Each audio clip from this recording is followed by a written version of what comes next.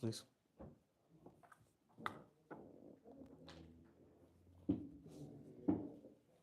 جزاك الله خير. جزاك الله خير.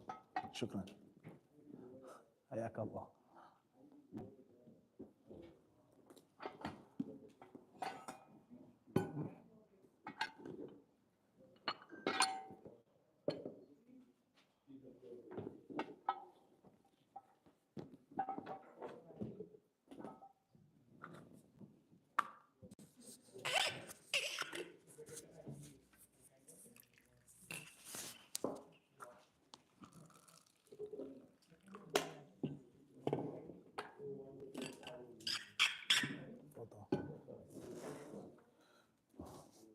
It's that handsome brother, huh?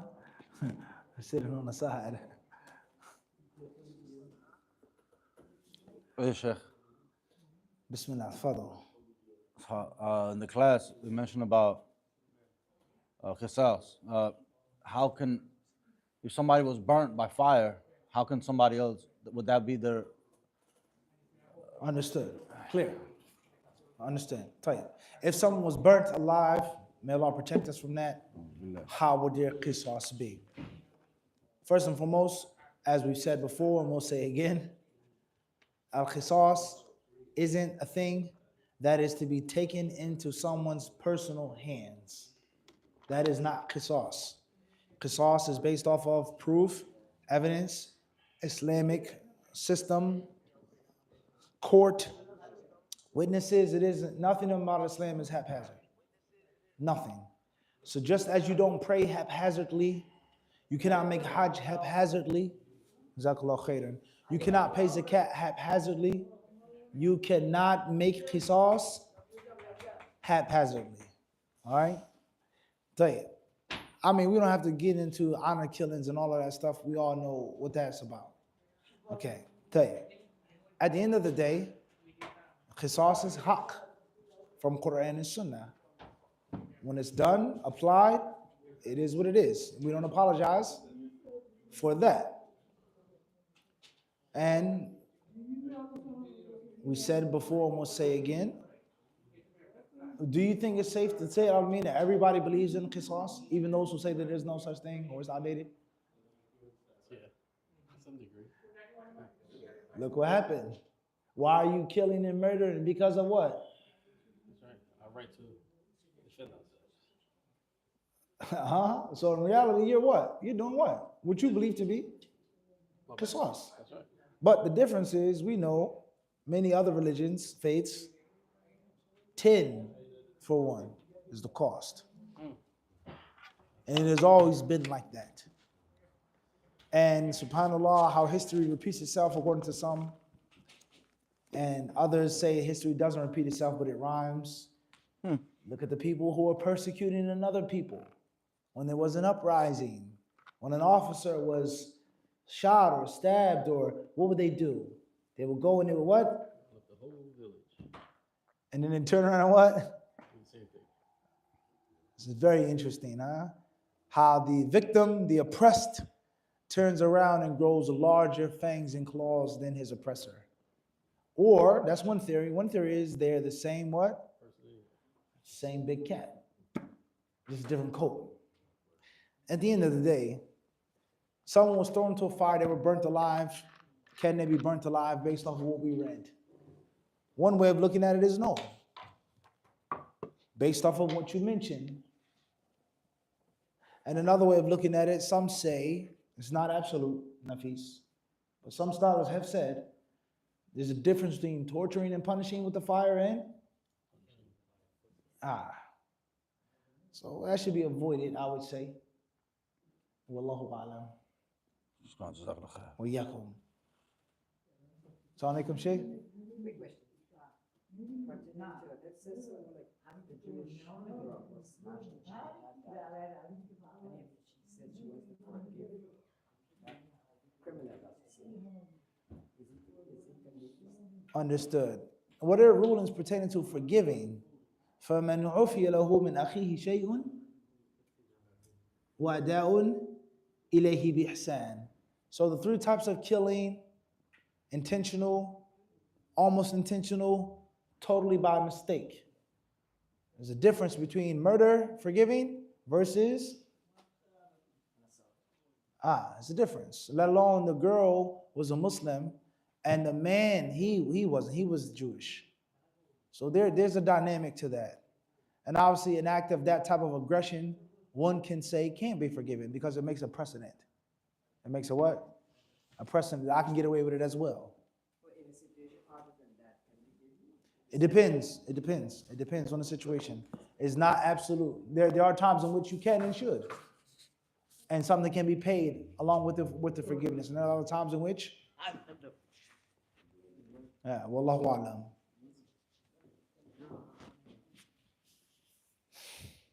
Nafis, Initials, hold on. Fadal. Initials IR from Detroit, Michigan. What is considered Maysir? What is considered what? Maysara, gambling. I would say two types or two things. One, that which is mentioned in the Quran and Sunnah. No discussion concerning that. And as far as qiyas, because there are games or things that people use that weren't in the time of the Arabs, the revelation of the Quran, etc., then anything that takes its shape and form, something that you do, whether it's gambling involved money or games of chance, such as dice or die or bones, so on and so forth. As far as gambling, then that's clear. That which is definite loss with possible gain. غرم أكيد وربح محتمل. غرم يعني خسارة. Definite loss with what? Possible gain. Anything that falls under that is gambling. I understand that. That's right. In fantasy, whatever, whether you call it CeeLo or craps, it doesn't matter. As far as games of chance, then there's a little more of a discussion concerning that, because many things could be right of chance. Wallahu alam. Tariq.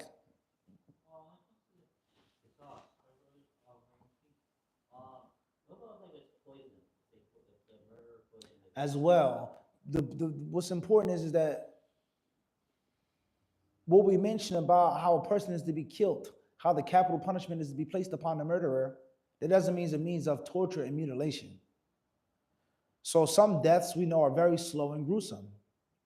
If somebody starved someone else to death behind bars until they died of famine, no one comes along and say you locked that person up and you caused them to die. That's gruesome, that's torture.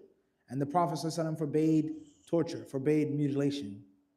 However, in the situation of a sword, the situation of how that person was killed, in which it was relatively, it's a difference. Similar to the question about the fire. Wallahu alam. Ahmed. What's the ruling on like using like Islamic things like, let's say like if I can recite better than you, I get like a free thing from what you sell. Al-Muhim, gambling is a thing, making a prize is another thing, or an incentive. But the importance of it is external versus internal. Mukhtar, if you can finish it before Harun, I'll give you this. Whoever reads it first will get a prize. That's not the same as here's my piece, and then I have a piece of the pot. That's a prize that's made externally. Versus you losing money for sure with the possibility of, let alone the fact that a person has the enmity and hatred against his brother because he took his money and beat him. House always wins. Fadal. Initials WA from BKNY. Assalamu alaikum. BK all day, huh? Tahib. If a sister follows the opinion that covering the hands and the face is not mandatory, is it permissible for her to wear a ring on her hand in public? As far as I'm allowed to show my hands and my face to non-mahrams, can I wear a ring? It's best not to wear the ring in public, especially if it's a means of adornment and beauty. This is best to avoid. You should stay away from it, for sure. You should stay away from it. Wallahu alam. Initials IR from Detroit, Michigan. Making a fard salah sitting down. Do you have to remake it standing? Is there a difference in correcting a pillar in the salah versus an obligatory action? A person made salah sitting down, meaning with an excuse, it seems. Then if you had an excuse, then no. When you're wealthy, when you're healthy and well, you don't have to make that prayer up again. As far as is there a difference between correcting a wajib and a pillar? The pillar is superior for sure. There are certain things that can be fixed and patched up, other things which cannot be fixed and patched up if you miss with regards to rukn. So yes, there is a difference. Wallahu alam. This is JN from Aarhus, Denmark. I have read in Sahih Muslim 2575 that having a fever is regarded as a good thing as it expiates sins. But what is the best remedy for it? Water and honey? I forgot. Wassalamu alaikum wa rahmatullahi wa Wa barakatuh. alaikum salam wa rahmatullahi wa barakatuh. There lies no doubt any illness, sickness that befalls a Muslim is a means of purification of sin. There's no doubt about that. In general, and specifically the Humma, about the reward of a Muslim being patient upon fever and how Allah subhanahu wa ta'ala allows it to expiate the sin, to purge the Muslim of the sin. Hadhul mu'mini min an-nar, believer's portion of the fire and hereafter. But that doesn't mean that a person isn't to heal or cure himself by Allah's permission. That doesn't mean that you aren't to seek the shifa. But if you are afflicted with it, you be patient with it, and you look at the positives that will come from it. As far as what should you do, what's mentioned in some narrations concerning water, cold pressed, things like this, and the other natural means of medicine, whether it be honey or black seed or the other types of holistic or traditional medicines, that's fine. And the Tibb al-Nabawi is of two types, as we've explained before.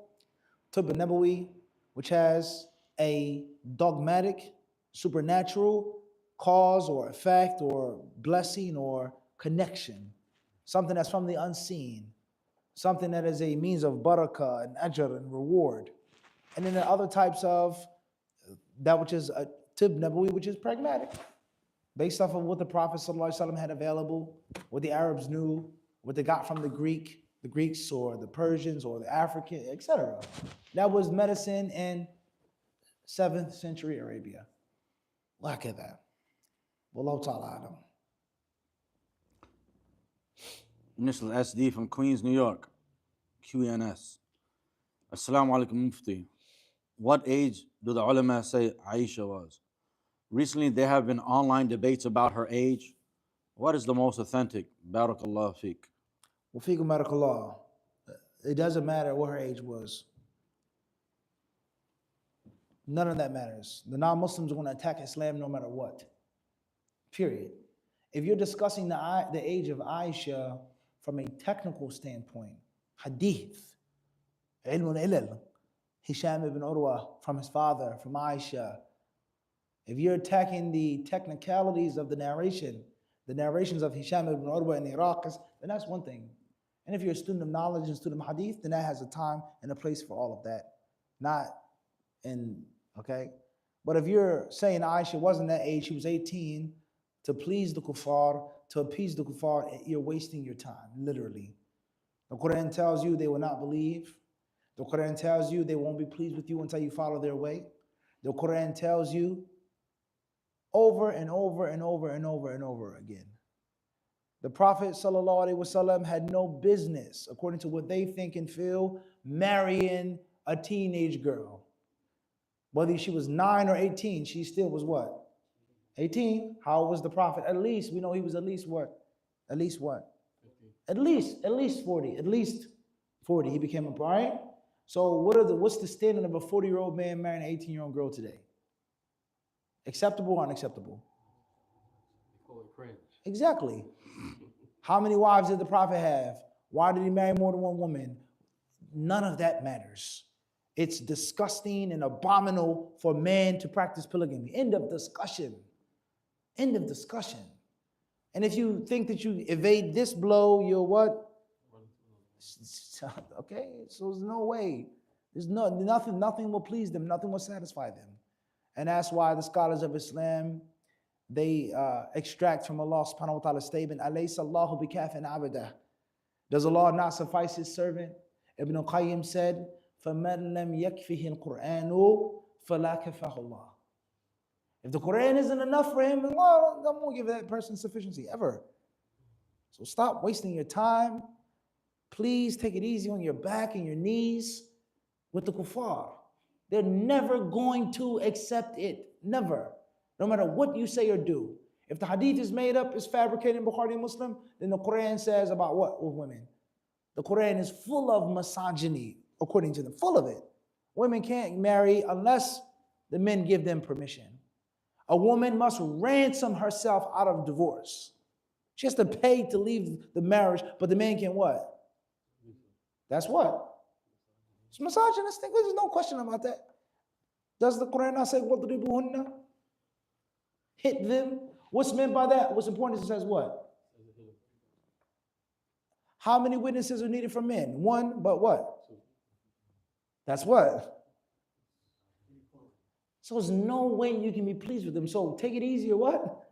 On your body, just because you're only hurting yourself. That's my advice. And it's not just for lay people, scholars, da'is, debaters, whoever they are. You find them arguing over these points as if they're making a difference. Fools, yani. May Allah protect us from being fools. Amen. Amen. Amen.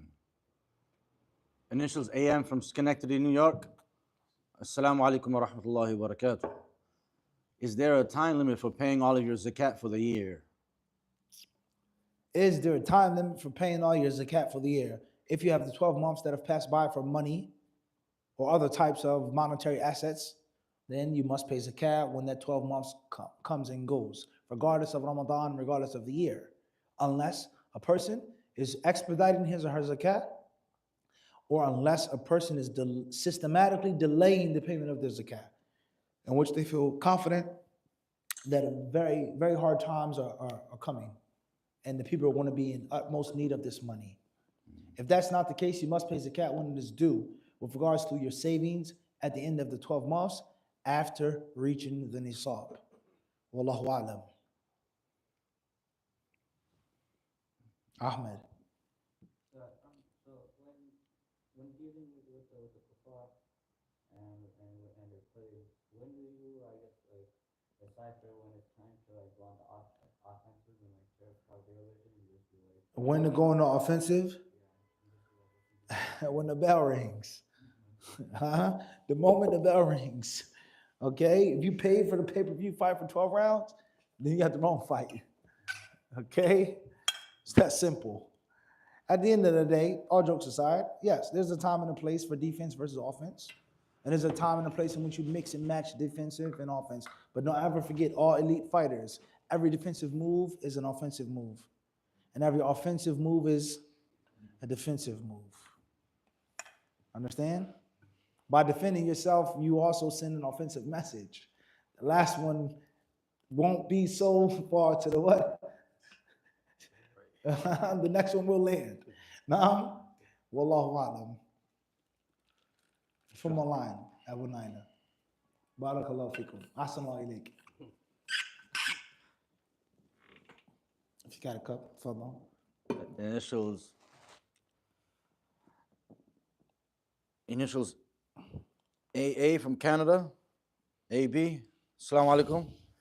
I would like to set goals and be productive. Is it permissible for me to put photos of what I want to achieve on my desk so I can look at it to be motivated? Is it shirk?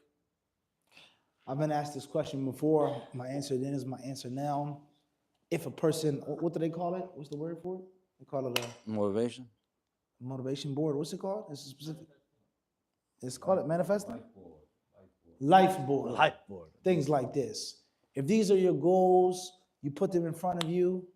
If those pictures aren't haram pictures and they are a means of encouraging you and inspiring you, I don't see anything wrong with it. Wallahu alam.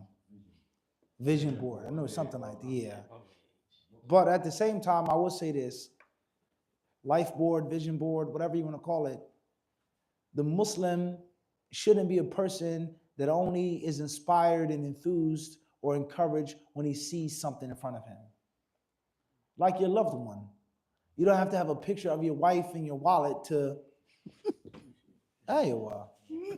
You don't need an icon for you to, right? Wallahu a'lam. Allah Akbar.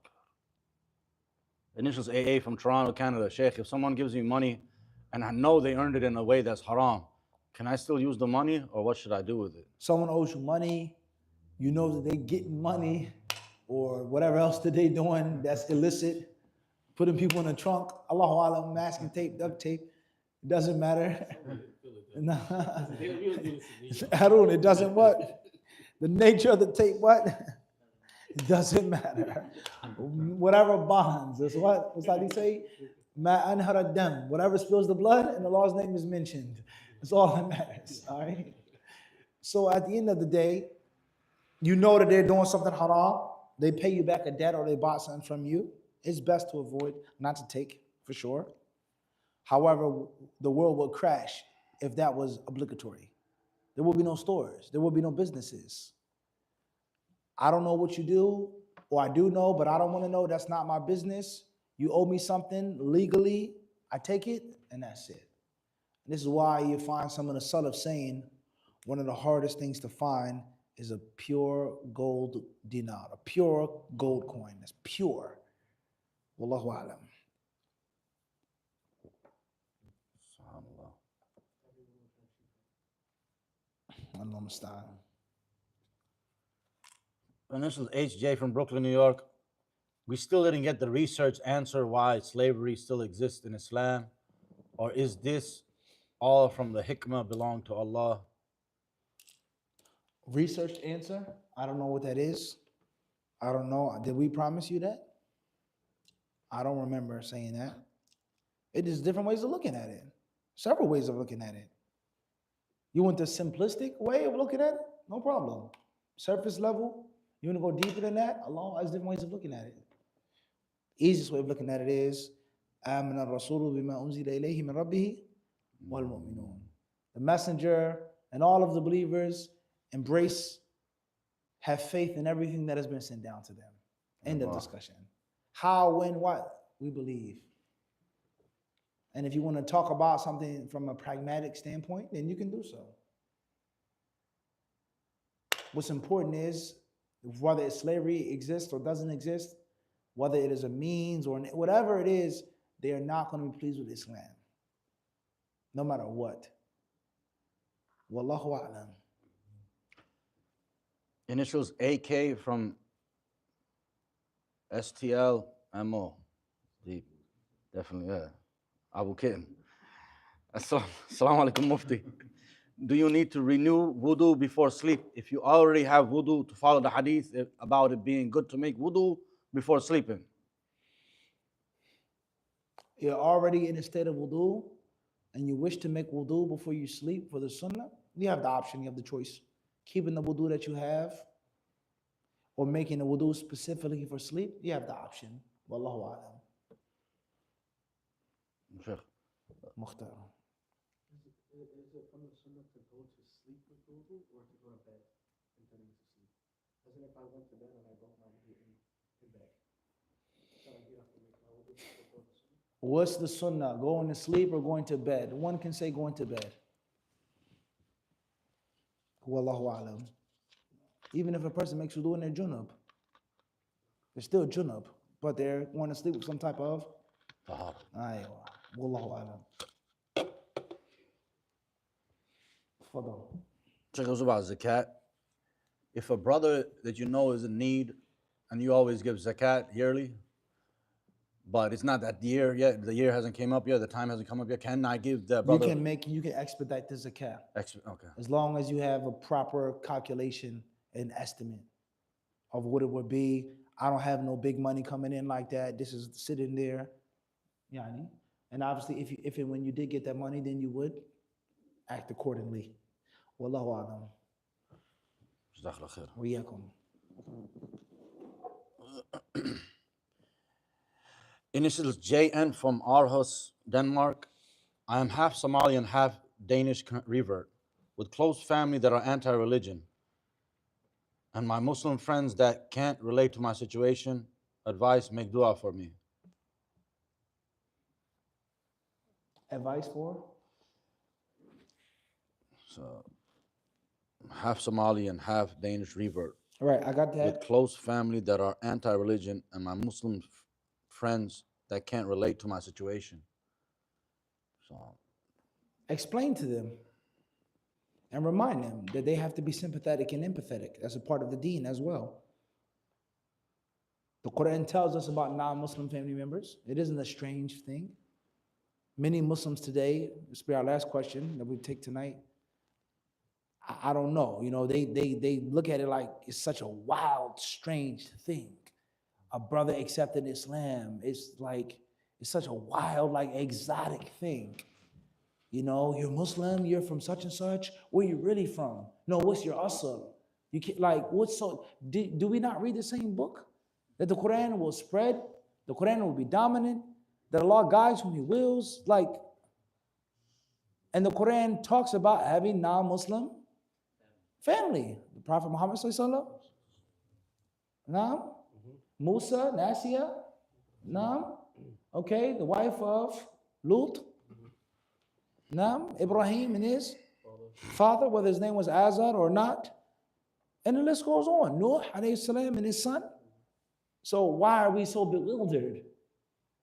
So if this is my background, you being a Muslim, you're supposed to automatically be understanding and compassionate.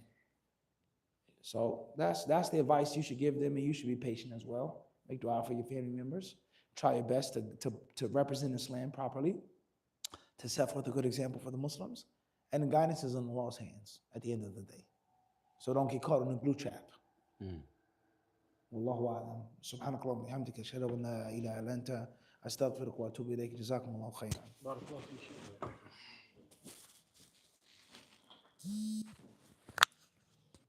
shaykh.